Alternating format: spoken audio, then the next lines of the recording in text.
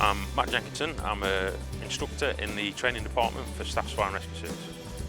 This is the Learning and Development Centre, which is our training school, so all operational firefighters will come back here on a regular basis.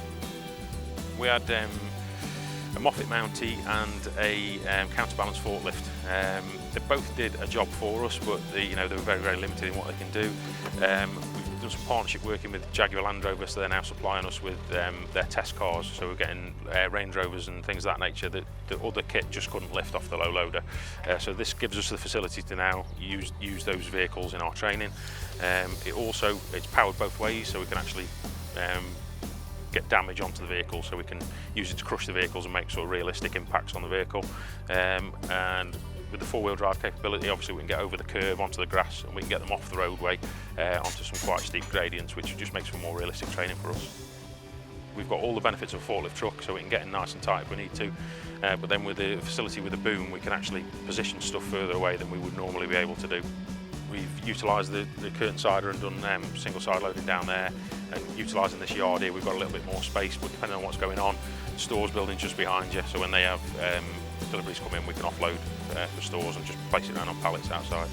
We've got a floor scrubber, so we've got the brush and water, and again, once we've utilised these cars for road traffic collision training, there are some fluids, residual fluids that leak out onto the block paving and the different surfaces that we've got around the site. We've also got a snow plough. It's very, very quiet in operation, certainly a lot quieter in the cab than what we used to. Quite simple, the controls and the way they're laid out. A lot of common sense, quite a lot of adjustment on the seat, and obviously it takes out a lot of the impact from the difference in the road surface. So yeah, it's quite a pleasant place to be. Obviously with the modern engine, it's very efficient, and the testament to that's the logbook. On the old machine, certainly we were every so many entries you'd have fuel entries. Now there's sort of great big gaps before we put more fuel into the logbook. Because of the size of it, the sort of weight limit that it can lift and the size of the machine was the selling point for us really. The containers that we've got down the bottom, the spaces between them are quite tight, so it gives us, not only can we pick up the larger vehicles when we've got the space up here, but when we go down to load the timber for the carbonaceous burns, we can actually manoeuvre the thing in between the containers, so it's a really good trade-off for both really. I think for what we used in the past, and certainly what this truck affords us now, it's more than suitable for any sort of training department with any fire service. And very, very versatile. I mean, we're using it as a training department, but also our stores utilise it, and our site technicians and handymen. So it sort of fits the whole spectrum really of what we do on site.